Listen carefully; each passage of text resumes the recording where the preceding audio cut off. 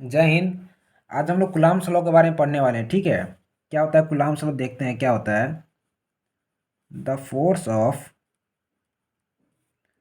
Force of attraction, the force of attraction और repulsion, the force of attraction और repulsion between two point charges, the force of repulsion between the force of attraction और repulsion between two point charges is directly is directly proportional directly proportional to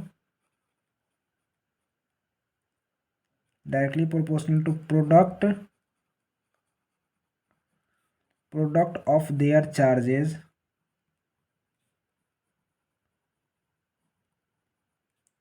and inversely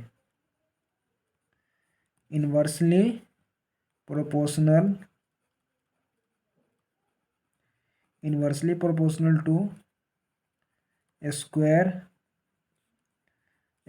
of distance between them, a square of distance between them। अब कई लोगों के तो ऊपर से चाह रहा कि आखिरकार आपने क्या लिख दिया। चलो बताते हैं क्या है। देखो एक और गौर से पढ़ो क्या लिखा है।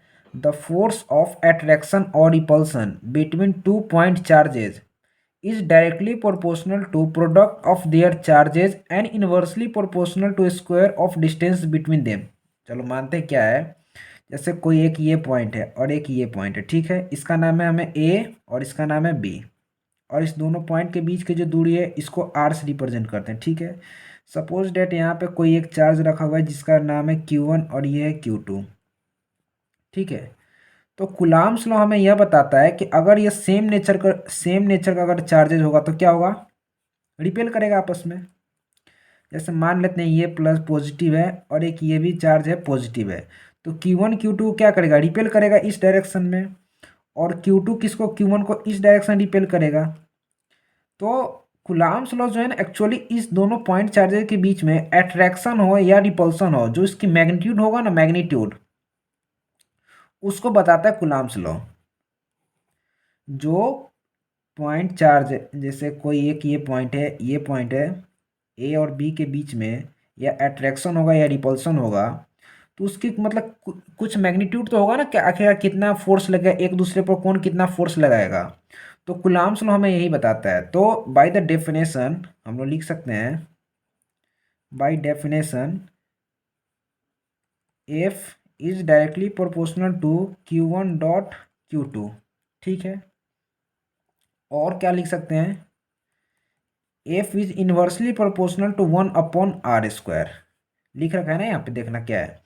द फोर्स ऑफ अट्रैक्शन और repulsion between two point charges is directly proportional to product of their charges. क्या है, प्रोडक्ट ऑफ देयर चार्जेज है। And inversely proportional to square of distance between them. Inversely proportional किसके है, square of distance between them, यानी इन दोनों के बीच में कितना दूरी कितना है। ठीक है, तो उसको बोलते हैं inversely proportional to square of distance between them.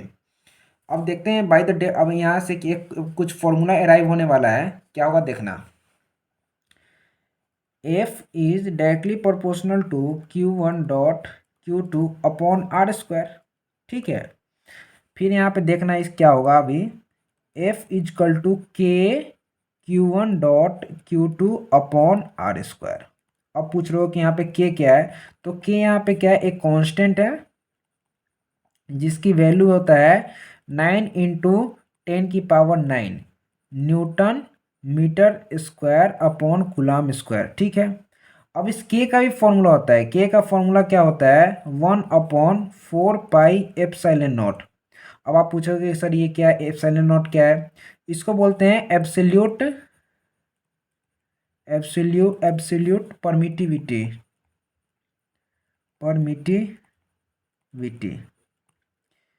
इसका वैल्यू कितना होता है, इसका वैल्यू होता है 8.85 × 10⁻⁻12 coulomb square upon newton metre square.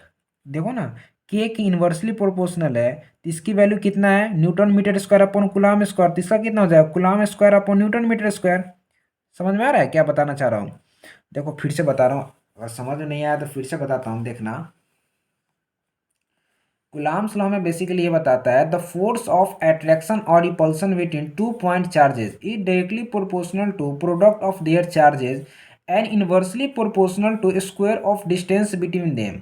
यानी डायरेक्टली प्रोपोर्शनल किसके है, प्रोडक्ट दोनों, मतलब कि जो ये दोनों चार्ज है इसका प्रोडक्ट जो भी होगा ना उस पर डिपेंड करता है, ठीक है। और इन्वर्सली प्रोपोर्शनल किसके है, square of distance between them, यानी इन दोनों पॉइंट चार्जेस के बीच में जो डिस्टेंस है वो कितना है, उसके इन्वर्सली स्क्वायर के रूप में, ठीक है। तो यहाँ से हमें क्या मिलता है, देखना, F is directly proportional to Q one dot Q two, और इन्वर्सली प्रोपोर्शनल में क्या हो जाएगा, F is inversely proportional to one upon R square. तो यहाँ पे देखना, F is directly proportional to Q one dot Q two upon R square. तो यहाँ से ये जो प्रोपोर्शनल का जो साइन है इसके हटने के बाद यहाँ पे क्या आ जाता है, के आ जाता है, यहाँ पे क्या आ गया। तो F equal to K Q one dot Q two upon R square. K यहाँ पे क्या, एक कांस्टेंट है जिसकी वैल्यू होता है 9 × 10⁻⁹ newton metre square upon coulomb square, ठीक है। फिर यहाँ पे के जो है उसकी वैल्यू एक होता है जिसको बोलते हैं 1/4πε0। तो यहाँ पे जो एप्सिलॉन नॉट है इसको बोलते हैं absolute permittivity of free space. किसका है ये, फ्री स्पेस, फ्री स्पेस यानी वैक्यूम। इतना तो आप समझ जाना। जिसकी एप्सिलॉन नॉट की जो वैल्यू होता है 8.85 × 10⁻⁻12 coulomb square upon newton metre square, ठीक है। तो यहाँ से फॉर्मूला क्या बनता है कूलाम्स लॉ का, देखना। यहाँ से फॉर्मूला बनता है F equal to 1/4πε0 Q1 dot Q2 upon R square. ये हमारे पास कूलाम्स लॉ का फॉर्मूला आ गया था, ठीक है। अब बात करते हैं इसका लिमिटेशन क्या है, यानी ये कब एप्लीकेबल नहीं होगा। लिमिटेशन ये मतलब कब अप्लाई नहीं होता, इसके मतलब अप्लाई होने के लिए कुछ कंडीशन चाहिए। कंडीशन कौन कौन सा, देखना देखना। कंडीशन होना चाहिए, there should be point charge. अब ये किसके लिए एप्लीकेबल है, पॉइंट चार्ज के लिए एप्लीकेबल है। हमने आपको पहले ही बताया था, यहाँ पे जो ए पॉइंट और बी पॉइंट है क्या है, एक पॉइंट चार्ज है ना, तो ये जो लॉ है किसके लिए वैलिड है, पॉइंट चार्जेस के लिए एप्लीकेबल है। दूसरा, the charge should be at rest, यानी मूविंग चार्ज एप्लीकेबल नहीं होना, मतलब चार्ज जो है वो मूविंग नहीं होना चाहिए। समझ रहे हो, मतलब चार्ज जो है दोनों पॉइंट के बीच का जो चार्ज है ये रेस्ट पे होना चाहिए, इसमें से कोई मूविंग नहीं होना चाहिए। उस कंडीशन में कूलाम्स लॉ एप्लीकेबल है, यानी वैलिड है, ठीक है। अब इसके ऊपर थोड़ा ग्राफ देखते हैं, क्या बोलते हैं, स्क्वायर इन्वर्सली जो इसका डिस्टेंस वर्सेस जो इसका जो ग्राफ है, ग्राफ अपना ये ऐसे आ जाता है, ठीक है। अब इसके ऊपर कुछ PYQ कर लेते हैं, जो प्रीवियस ईयर क्वेश्चन जो हमारे पास आ रखा है CBSE का, वो देख लेते हैं थोड़ा, ठीक है। क्वेश्चन है, what is the force between two small charged sphere having charges कितना है, 2 × 10⁻⁷ coulomb and 3 × 10⁻⁷ coulomb, placed at 30 centimetre apart in air. Question समझाता हूँ क्या है, मतलब कोई दो चार्ज दे रखा है, Q1 की मैग्नीट्यूड कितना है, 2 × 10⁻⁷ है, ठीक है। क्यूडी की वैल्यू कितना दे रखा है, 3 × 10⁻⁷ कूलाम है। चार्ज की यूनिट क्या होता है, कूलाम होता है। आर कितना दे रखा है, 30 सेंटीमीटर दे रखा है, यानी 0.3 मीटर। ठीक है, तो कुछ नहीं है, फॉर्मूला लगा देना है। क्या होता है Coulomb's law, F equal to कितना होता है, K Q1.Q2/R²। ये पता कब पूछा गया था, 2019 में 3 नंबर में क्वेश्चन पूछा गया था ये, देखना। और K का वैल्यू कितना होता है, 9 × 10⁻⁹।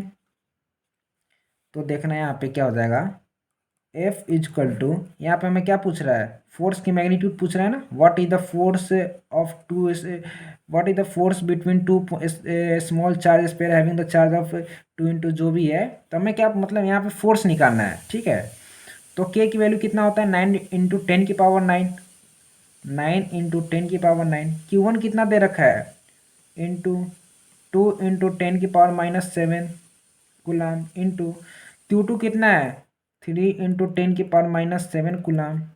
और इसका, इन दोनों के बीच का डिस्टेंस कितना है, 0.3, यानी R²। फॉर्मूला यही होता है ना, R²। तो R कितना है, 0.3 मीटर, तो इसका स्क्वायर करेंगे तो देखना क्या होगा, 9 × 10⁻⁹ इंटू 2 × 10⁻⁷ इंटू 3 × 10⁻⁷ अपॉन 0.3 इंटू 0.3। देखना यहाँ से इस डेसिमल हटाने के बाद यहाँ एक जीरो आ जाएगा, इसको भी हटाने के बाद एक और जीरो आ जाएगा। ठीक है, देखना 3 से 3 गया, 3 से 3 ये मर गया, यानी 3 × 2 = 6 इंटू 10 कितना हो जाएगा, कितना, इंटू 10⁻⁻14, माइनस का 14, यानी 6 × 10⁻³ न्यूटन। आ गया समझ में, यही है। बोर्ड में भी ऐसे ऐसे क्वेश्चन आते हैं। तो बस आपको इसमें क्या है, मेन फॉर्मूला याद होना चाहिए। क्या होता है फॉर्मूला इसका, मेरे साथ बोलो, F equal to K Q1.Q2/R²। F equal to K Q1.Q2/R² newton. Force का ऐसा यूनिट क्या होता है, न्यूटन। बस यही है। धन्यवाद, मिलते हैं अगले वीडियो में।